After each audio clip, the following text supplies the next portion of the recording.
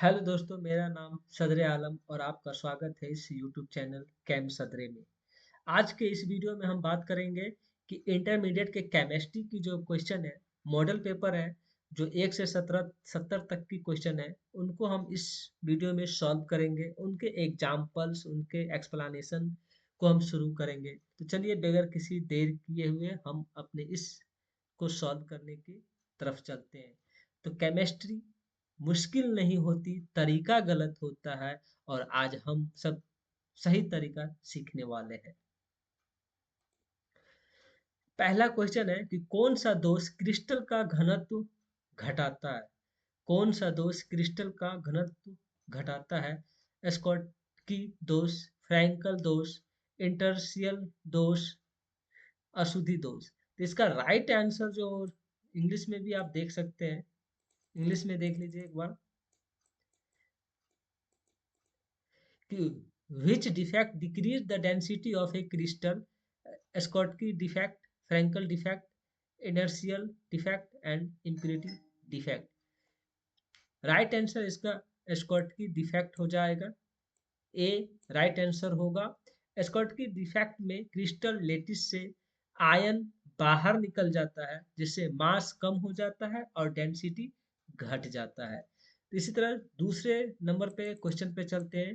दूसरा क्वेश्चन कह रहा है कि सबसे असीमित क्रिस्टल प्रणाली कौन सी है? सबसे असीमित क्रिस्टल प्रणाली कौन सी है? Which is the most unsymmetrical crystal system?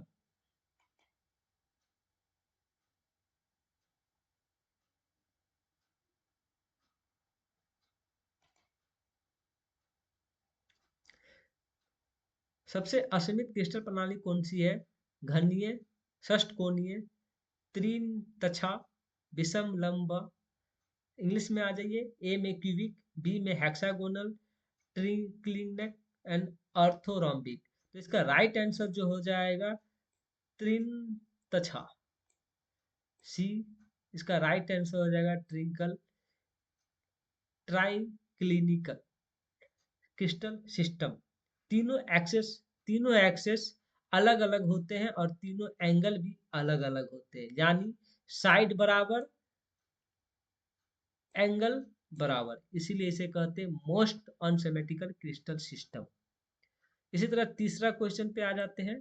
तीसरा क्वेश्चन, यदि एकक एकक कोष्ठीय में कुल परमाणुओं की संख्या 4 है तो x के स्थान पर क्या आएगा? डी दिया गया है x is equal to A Q by N A. Objective में ए में m, सी में जेड एम और बी में जो है 4m, डी में जेड प्लस एम। तो इनके हिसाब से आंसर निकालना है आपको। तो इसके हिसाब से आंसर जो लिख होगा वो सही आंसर होगा जेड बाई एम। जहाँ रो इजकल टू जो होता है जेड इंटू एम होता है, Z into M, Z into M. बटे में क्या होता है कि A Q, sorry, A Q into N A, N A. Z Z by M इसका राइट आंसर हो जाएगा, जेड बाई एम। इसका right answer Z by M हो जाएगा, जो राइट आंसर सी होगा। इसका इंग्लिश है, इंग्लिश में भी देख सकते हैं। जो स्टूडेंट इंग्लिश पढ़ते हैं उसका इंग्लिश में भी यहाँ पे दिया गया है, इंग्लिश भी देख सकते हैं आप। फिर है चौथा है कि जैव अणुओं जैव अणुओं की मोलर द्रव्यमान की गणना के लिए निम्नलिखित में किस अनुसंख्या गुणधर्म का उपयोग किया जाता है? वाष्प दाब, अप, अपेक्षित अवनमन, प्रसारण दाब, हिमांक अवनमन, क्वथनांक का उन्नयन। इंग्लिश में which of the following colligative property is used to calculate the molar mass of rhombic? A में relative lowering of vapour pressure, depression in freezing point, B में osmotic pressure, elevation in boiling point. तो इसका right जो answer हो जाएगा, right answer वो right answer होगा क्या? वो राइट आंसर हो जाएगा प्रसारण दाब, बी राइट आंसर होगा। ऑस्मोटिक प्रेशर, क्या होगा? Osmotic pressure. बायोमोलिक्यूल जैसे जैसे प्रोटीन बहुत बड़े होते हैं, फ्रीजिंग पॉइंट या बॉइलिंग पॉइंट चेंज बहुत कम होता है, लेकिन ऑस्मोटिक प्रेशर बहुत डाइल्यूट सोल्यूशन में भी मेजर किया जा सकता है, इसीलिए बायोमोलिक्यूल के लिए यह बेस्ट मेथड है। नेक्स्ट है निम्नलिखित नेक्स्ट है निम्नलिखित में किस जलीय विलयन का क्वथनांक सबसे अधिक होता है? मतलब सबसे अधिक क्वथनांक, सबसे अधिक मतलब boiling point, highest boiling point. Option में, इसमें ऑप्शन आप देख सकते हैं, ऑप्शन में 1/0 m NaOH 1.0 sorry 1.01 m NaOH molarity, 1.0 m molarity Na4NO3, 1.0 m Na2SO4, 1.0 m KNO3. Which of the following aqueous solution will have the highest boiling point? 1.0 m NaOH, 1.0 m NH4NOH। इस तरह से A B C D करके दिया गया है। तो इसका right answer जो होगा वह सी होगा, राइट आंसर इसका। इसको सबसे पहले थोड़ा सा रिमूव कर ले। इसका जो राइट आंसर होगा वह सी होगा, सी। पांचवा का जो राइट आंसर होगा सी होगा। बॉइलिंग पॉइंट एलिवेशन डिपेंड करता है नंबर ऑफ आयन पे। Na2SO4 जो है 3 आयन देता है, इसलिए इसका बॉन्ड ऑफ फैक्टर सबसे ज्यादा और बॉइलिंग पॉइंट भी सबसे ज्यादा होता है। नेक्स्ट पे चलते हैं, छठे नंबर पे। छठा नंबर क्वेश्चन क्या कह रहा है कि निम्नलिखित में से KCl, NaCl और K2SO4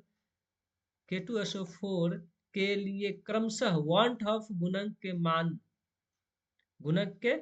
मान। इसका ऑप्शन में आप देख सकते हैं, ऑप्शन में दिया गया है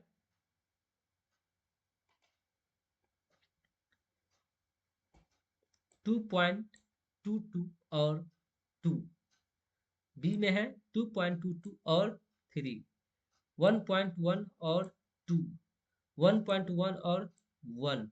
सेम इसका आंसर इंग्लिश में भी है, थोड़ा सा हम दिखा देते हैं यहीं पे कि which of the following are value of want of factor for KCl, NaCl and K2SO4 respectively।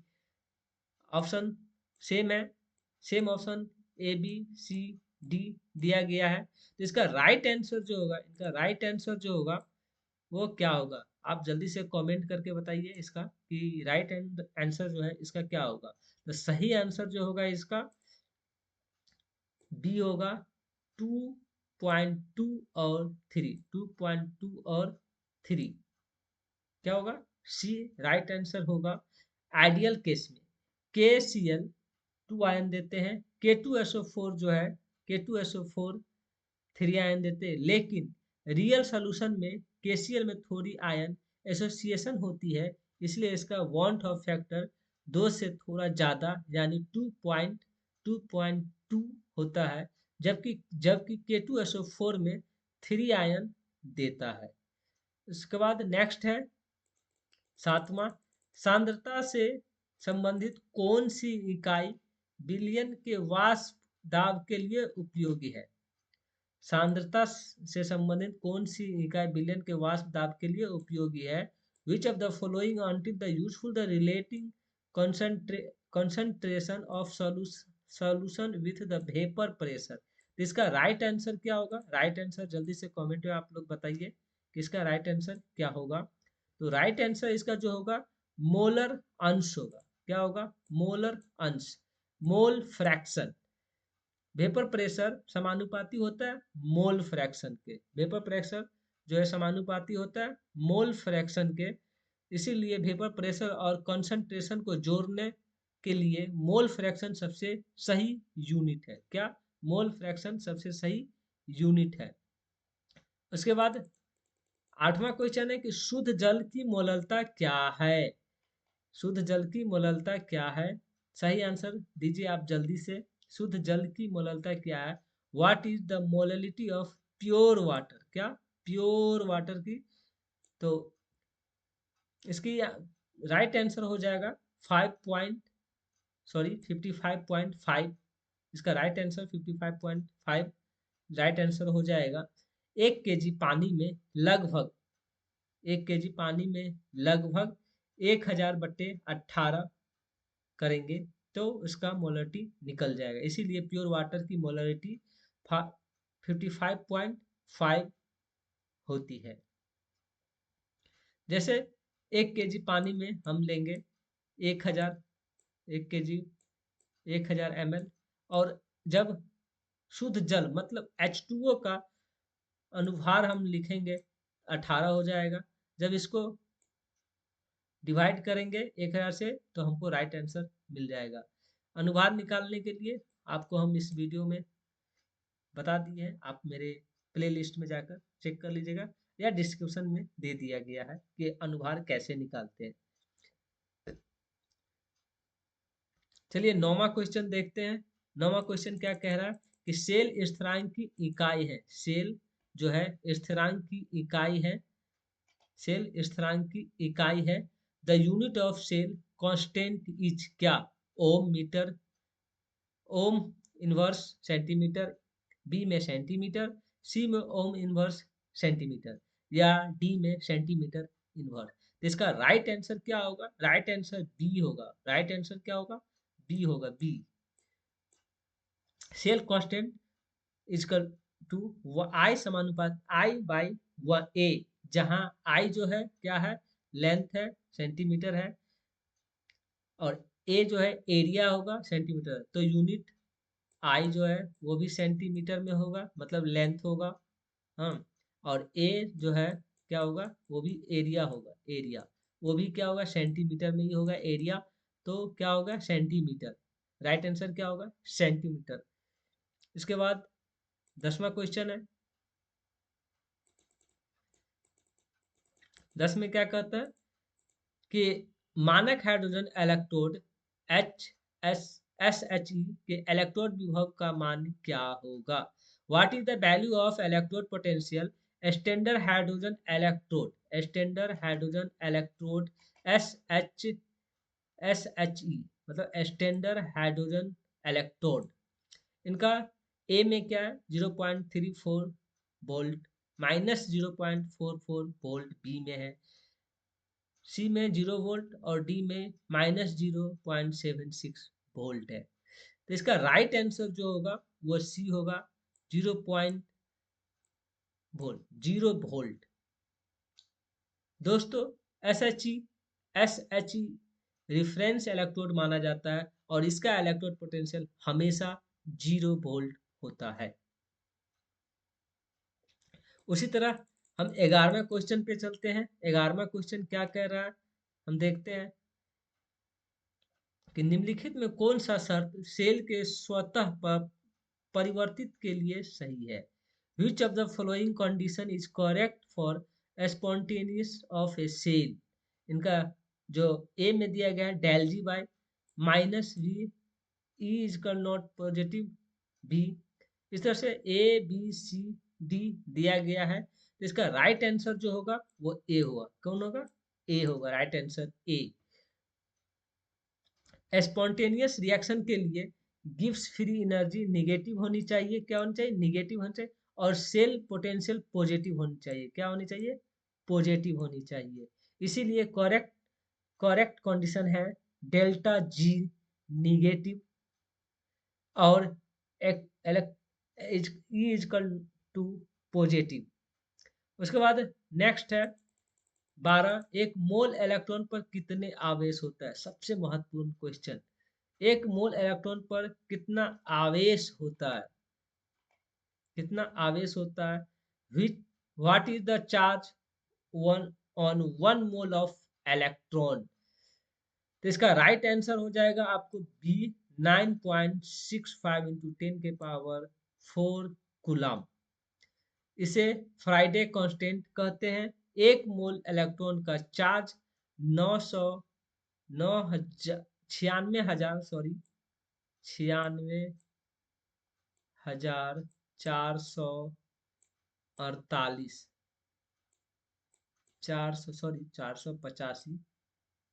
485 coulomb होता है, जो लगभग जो लगभग 9.65 इंटू 10 के पावर 4 कूलाम होता है, जो लगभग 9.46 के पावर 3 कूलाम होता है। उसके बाद नेक्स्ट है, निम्नलिखित में कौन सा शुद्ध शून्य कोटि की अभिक्रिया है?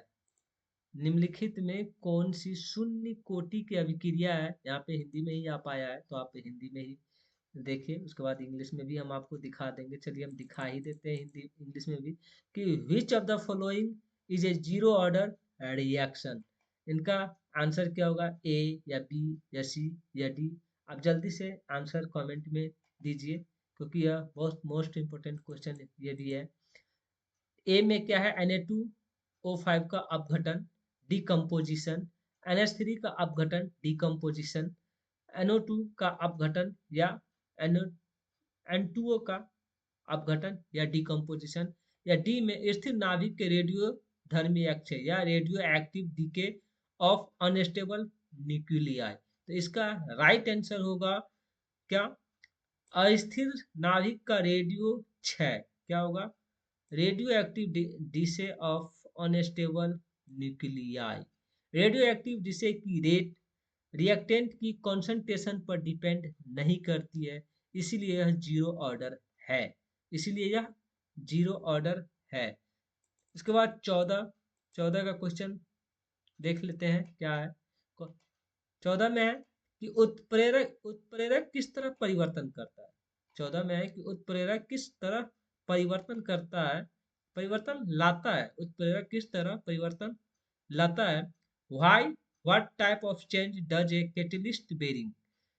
ए में अभिक्रिया के गिब्स ऊर्जा, अभिक्रिया के एंथैल्पी, साम्यावस्था स्थिरांक, अभिक्रिया के सक्रियण ऊर्जा, इंग्लिश में Gibbs energy of reaction, enthalpy of reaction, equilibrium constant, activation energy of reaction. तो इनका राइट आंसर जो हो जाएगा, राइट आंसर इसका जो होगा,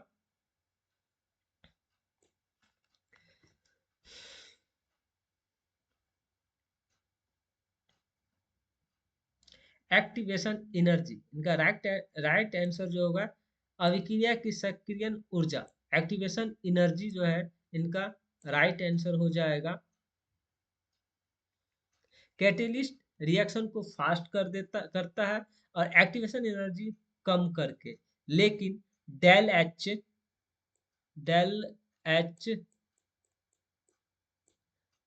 और डेल जी और इक्विलिब्रियम कांस्टेंट नहीं बदलता, कभी नहीं बदलता। उसके बाद इस वीडियो के लास्ट बाकी दूसरी वीडियो बनाऊंगा कि 15 का क्वेश्चन है कि शून्य कोटि की अभिक्रिया के लिए दर स्थिरांक की इकाई क्या है। इसका राइट आंसर आपको इस कमेंट बॉक्स में जरूर कर दें। क्या कि शून्य कोटि की अभिक्रिया के लिए दर स्थिरांक की इकाई क्या है। What is the unit of rate constant for a zero order reaction. इनका यूनिट क्या है, mole, litre inverse second inverse, litre mole inverse second inverse, या सेकंड इनवर्स, या litre square mole inverse square second square. इसका right answer क्या हो सकता है, आप कमेंट में जरूर दें। तो इसका राइट आंसर जो हो जाएगा, मोल litre inverse second inverse. Zero order reaction में रेट जो है के होता है, रेट का मान के होता है, तो रेट कांस्टेंट की यूनिट वही होगी जो रेट की होगी। Thank you for watching this video. आगे मिलते हैं इस 16 से नेक्स्ट वीडियो, जिसका इस कमेंट बॉक्स में ही हम इसका लिंक, डिस्क्रिप्शन बॉक्स में ही इसका लिंक हम दे देंगे और कमेंट बॉक्स में इसका लिंक हम पिन कर देंगे। नेक्स्ट यहाँ से जो शुरू करेंगे उसका। Thank you for watching this video.